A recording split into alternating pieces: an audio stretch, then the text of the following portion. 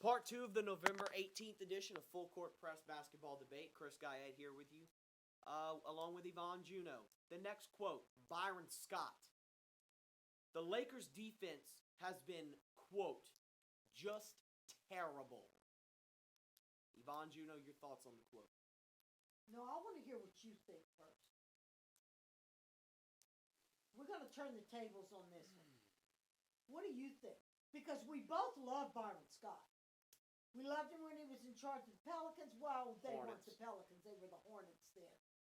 And I think he could have gone farther if he'd have had more of a support system from the front office behind him. Okay? And they put him in an absolutely no-win situation. And I think he's an awesome coach. But I want to know what you think about him making that kind of statement.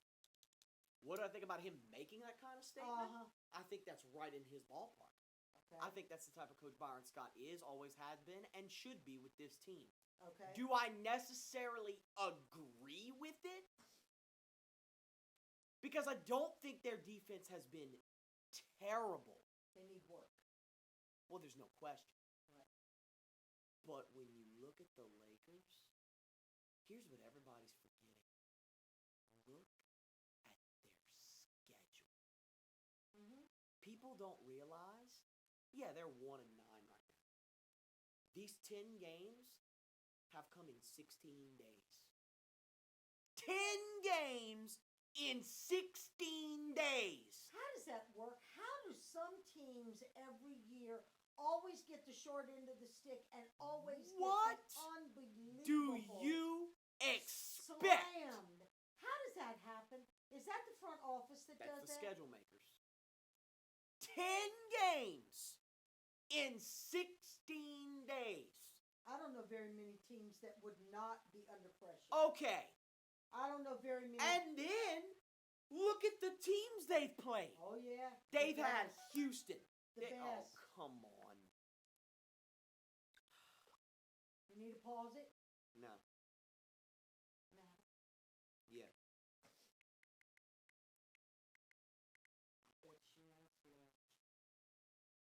Sorry. You went last time. I got no money on you. Oh, okay. Okay. Is that an issue? Houston on opening night. No, she just told me she's tired. Okay. Houston on opening night. Mm-hmm. Okay. You've had San Antonio. You've had Golden State. You've had Phoenix. You've had Memphis. Mm-hmm. Come on. Yeah. What team would not be under pressure right They now? just don't stack up. Okay? Look. It hasn't been terrible. Now, that being said, it hasn't been good. No. By any stretch of the word. But it hasn't been terrible. I won't go that far. For a team that's not built for defense, they're not terrible. They definitely need work. I think they need more guys. I think they need more skill. Mm-hmm. Okay? But what do you expect? Okay, Chris, let me ask you a question. What do you think? This is a new coach on a new team. He's got some new players. They all had to learn about each other, learn their way of playing, learn his way of coaching. I mean, everything is brand new, right? Almost everything. Okay. They've never been coached by Byron Scott before. Okay. For the sake of the players, everything is brand new because they got a new coach. Do you or do you not think that maybe that was a very strong, powerful statement for him to make, that maybe, the emotional side of me, maybe they're going to take this the wrong way, and maybe this is going to make these guys feel like they're defeated before they even try or start? He could have worded it a little differently. We need to work on our defense. We need to, you know what I'm saying? Did he really have to say that the defense is just terrible? Okay. I don't think... Sometimes it's not... Okay, I don't think you can feel more defeated than they feel right now. Oh, yeah, you can. No, they're not. Yeah, no. They can turn their defeat against the coach. They're 1-9. Yeah, baby, but if the coach is not behind you, who is? The coach is behind them. That's the thing. Okay? That's why he's making this comment. Because somebody's got to make the comment. That's how you see this? I do. Really? And Byron Scott means nothing detrimental. Nothing. Buddy, if I was a defensive player, I would think if my strong suit was supposed to be defense out on that floor, and he said that the defense on the team was just terrible, I would be devastated. But would you not make an improvement?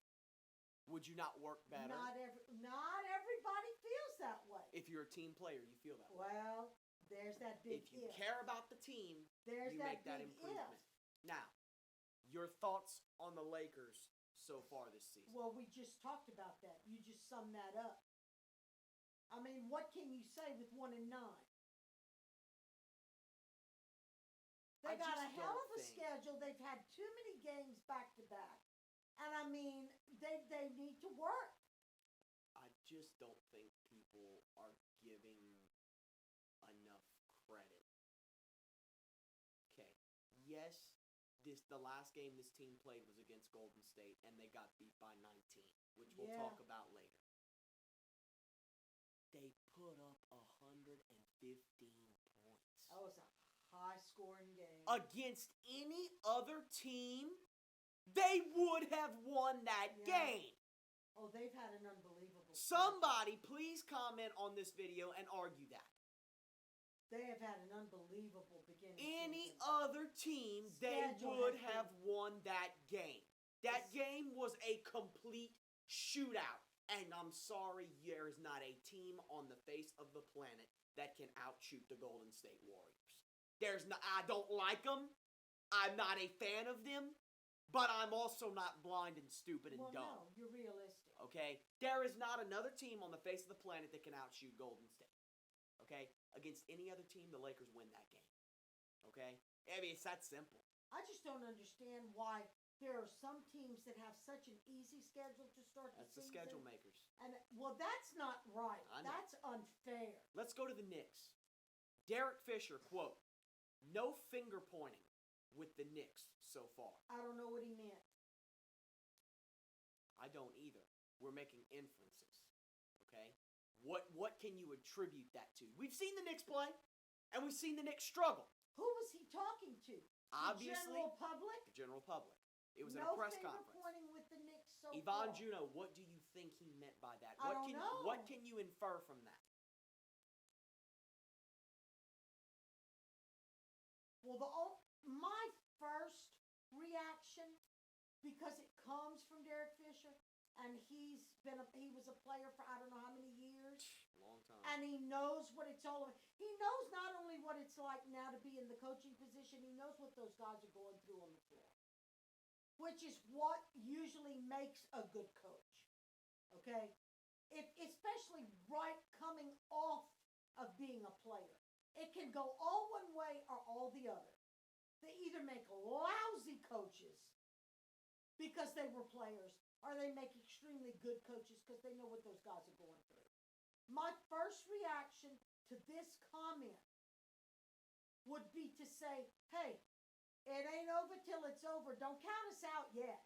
Don't point any fingers at us and say we're done. We've just gotten started. That's what you think? That's what I think. Okay, here's what I think. People are looking to place blame. There are a lot of Knicks fans out there, myself included, and I think that you're somewhat of a Knicks fan as well. Mm-hmm.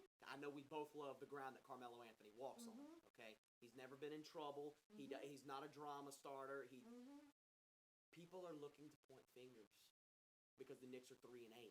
Okay. People looking to point fingers and say, okay, it's this person's fault, and this person needs to step up. People are doing that. You can't do that. But they're doing it because that's what the fans do. Okay? They point fingers. Derek Fisher is addressing the general public and saying, look, this is a team effort. You cannot point at a certain player and say, oh, it's his fault we're 3-8. No. It's the team's fault. It's partially my fault that we're 3-8. I can improve my coaching. You can't Well, point that fingers. was going to be my next question. You to can't you. point fingers. How much of this 3 and 8 do you think falls on Derek Fisher's shoulder? A certain amount has to. Of course it does. Okay, but in the end, where the Knicks have struggled is defensively. And Right. what is defense? It's effort. Yeah. And you can't coach Jumping effort. for the rebound. And you Jumping to block the shot. Being there at the other end of the court before the teammate gets down there. Yeah. He can't coach and be on the floor. right. He cannot coach and be out on the floor playing defense. It's a little bit of it has to simply because of his title as head Yeah. coach. But in the end, it's defense and it's effort. It's energy. You can't coach effort. You can't coach energy. Your players have to give that to you. What kind of support system and what kind of morale booster do you think that Derek Fisher is to the team? I think he's a huge, After having been a player for so long. He's got 5 rings. Or do you think that he takes them in the locker room and chews them out? I think he does a little bit of both. Okay. Because he knows not only what they're going through, Right. but he knows what it takes to win a ring. Right. 5 times over. Right. Okay? Right. He knows, look, you got to put effort here. You got to Right. do this. You got to do that. But we Let me do ask it. you another We question. do it as a team. Let me ask you another question. Once they've gotten all they need to get from Derek and he draws the play and all that kind of stuff and they have their little get-togethers on their timeouts or they come out of the locker room from halftime and they've had the pep talk and all that. Once they get out there on that floor, does it really matter or does Carmelo take over? And do they go to Carmelo for the...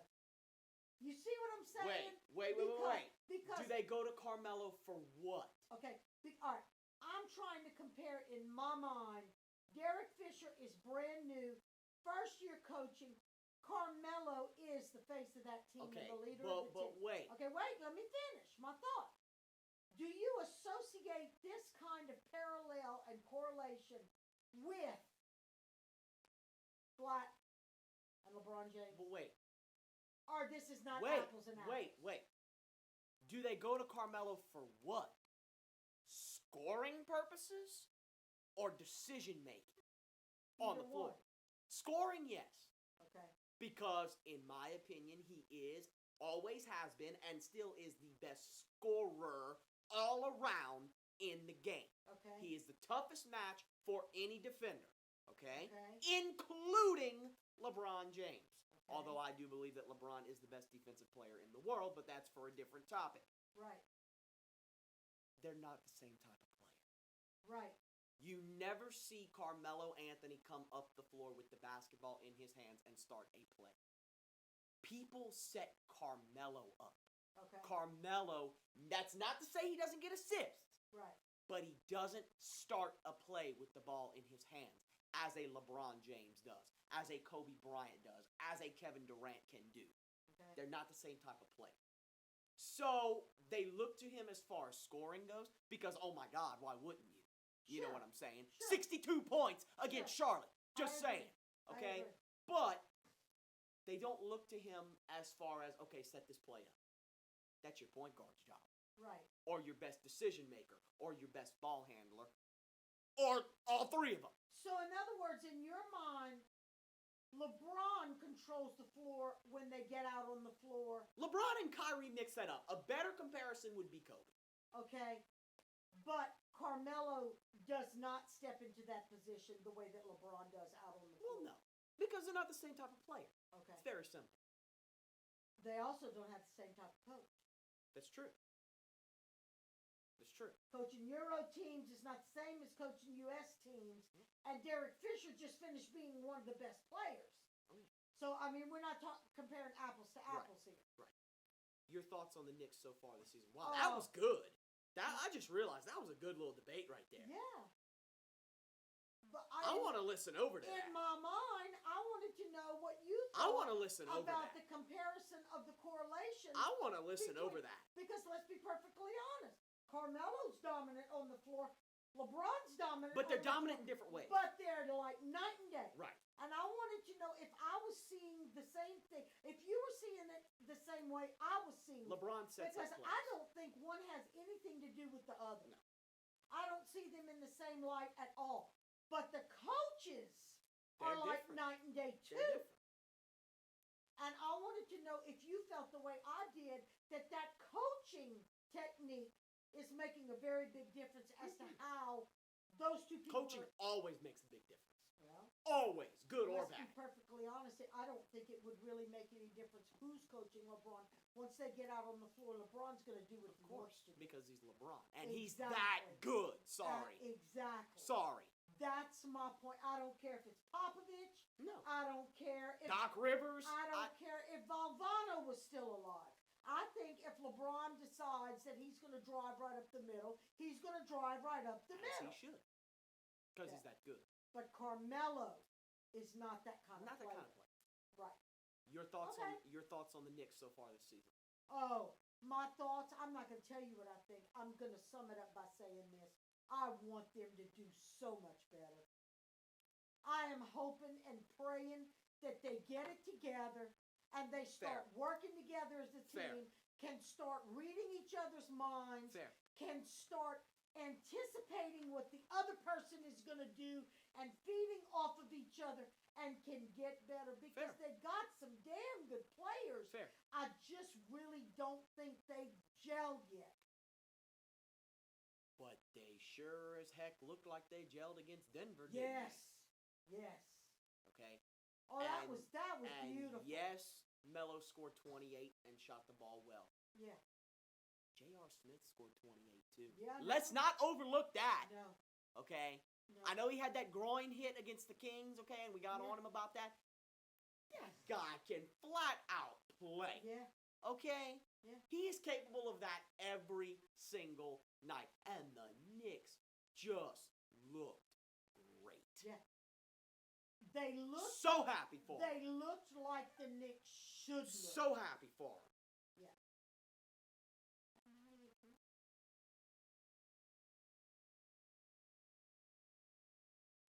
Huh? Yeah.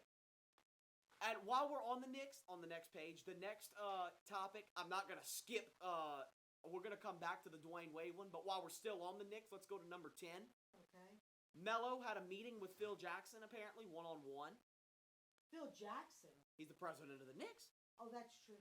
And it provided, quote, I was thinking about Popovich. It- Popovich's face came in my mind. it provided, quote, triangle clarity. What are you inferring from that quote, Yvonne? Well, let's be perfectly honest. They're having trouble. They were. Okay.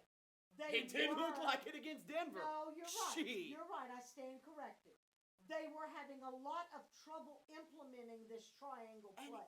look, I'm sorry to cut you off. Papa said everybody did. Oh, it's the hardest offense of Oh, all time to Papa run. said back in the day.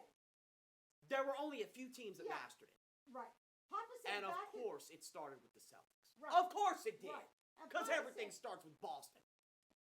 God bless you. Oh, thank you. Papa said back in the day, almost every team had trouble with this. But the thing about the triangle is, when you have it perfected, bless you, When it clicks and it works, it is impossible to that's stop. Right. That's what Papa said. Impossible. Right.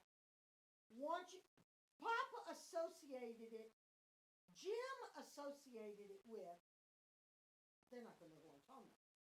Jim associated it with, and I don't know what he's talking about, but in football, there's something called the veer. Mhm. It's a run. It's an option. Okay. Papa said when the veer works, oh my God. If you've got a team that knows how to If you've got a run the team that veer- runs the option, it's Right. Papa said that and the picket fence. I don't know what that is. well. I'll give you one. Okay. Wait. Jim Real quick. When we were watching the Hornets Yeah. back in 07, Yeah. Chris Paul to Tyson Chandler oh my God, with the alley-oops. on the pick and roll. Yes. It all went Yes. with the pick and roll. Yes. Or David West. Yes. He'd come and set a pick, and Yeah. he'd just go Yep. jump shot. That's right. Impossible to That's stop. right. That's right. That's right. When you've got it and you master it, you're unstoppable. Right. So it's like Jim says, if they can get it together and make it work, And they will. right, They will. then I think that's what this meant, that he and Melo had Exactly. a conversation. Exactly. And maybe Melo was having some controversy in his mind, or Because it's tough. right, or having some doubts about whether or not this is something we really need to pursue. Because look where it's not getting us anywhere. Right. So maybe after talking to Phil Jackson, Until they play Denver. well, not only then- that, who knows? We don't know. Maybe they didn't just have a conversation. Maybe Phil Jackson pulled out some old film, Maybe. and maybe they watched film together. We'll see. I mean, it looked good Okay. against Denver. Right. Maybe once Melo saw what can happen when you can get that triangle to work. God. So I take that to mean triangle I do. clarity. That's exactly what I happened. agree. They had a conversation. They might have watched some film. They may have done some trial running. Out Either on the way, it court. became more clear. Obviously so with the last two games. I mean, against Denver, it was It was a beautiful thing 6 to see. turnovers? It was a Are you beautiful kidding me? thing to see. It was Now, insane. when do they play again? And we'll see if they can make it I don't work think they play again. tonight. I think they play on Wednesday, if I'm not mistaken. I think they have a couple days off. No, they play tonight. They got Milwaukee tonight. It's gonna be a good game. Let's go to I Dwayne don't Wade. even want to talk about tonight's game. Let's go to Dwayne Wade. Poor We know Dwayne. he's been out for 3 games with a hamstring. Yes. Quoted on sitting. Okay. I'm sorry to interrupt you. Give me the extent of the injury to his hamstring. It's a strain. He'll be back just next game. pulled. Well, he'll be back next game. Okay. Wade You don't on need sitting out. Oh surgery no or no no no anything no. like that. No, it's nothing. Okay. Wade on sitting out. Quote. Okay. It's just smart not to push it. Your thoughts on the quote, Yvonne? The man's more intelligent than I thought he was. The man is The man's a genius. the man is the man. Okay. Number one. Okay. Number one, first and foremost, if history and the past with other players does not tell him that at my age, with as much running as I do, and how much this team is depending on me, I cannot go out there and possibly end up needing surgery or doing detrimental harm to myself to the point that I have to sit out for the rest of the season. That's got to be where his mindset was. This man is a lot more intelligent than I thought he was, and he's smart enough to know. He knows his own body. He knows his own. What's the word I'm looking for? He knows his own extremities. There you go. He knows what he's He capable knows of. his strengths, and he knows when to back off. Dwayne Wade. But I tell you now what. this is what I said. But I tell you what, it doesn't look like the same team. This is without what him I on the said floor. when LeBron left. Oh my God! When LeBron left, the first thing I said, everybody was talking about Chris Bosh's new contract, and he was going to become the leader of this team. I said no. Dwayne Wade is going to look like the old Dwayne Wade. And somebody tell me that he has not this year. Absolutely. He looks better than he's been in the past 5 years. Okay? They can't play without him. His role is expanded. They are all over He the knows place without he him. knows that if he is out for a certain period of time or longer than he has to be out, it's gonna hurt. It's gonna hurt. Now, so we both agree on that. Now, Absolutely. I want your thoughts on Miami so far this season. I can't really give you a lot of thoughts about Miami because Dwayne needs to come back. Well, they beat Brooklyn Yeah. on Sunday night without, or was it last night? Yeah, last night. Last night without Wade. Yeah, by 12 points. Yeah. Yeah. In Brooklyn. Yeah. Yeah. You're right. You're right.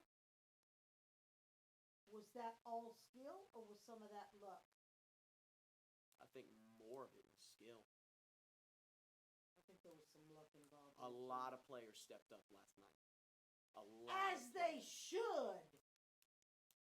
You don't put all of the weight of your win on on Wade one and, and person's Wade and shoulder. Bosch. No. Danny Granger And made his by the debut. way, Chris Bosh should be doing well.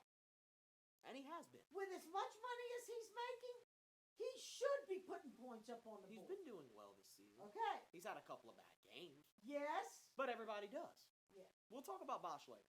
Okay. We're actually going to stop part 2.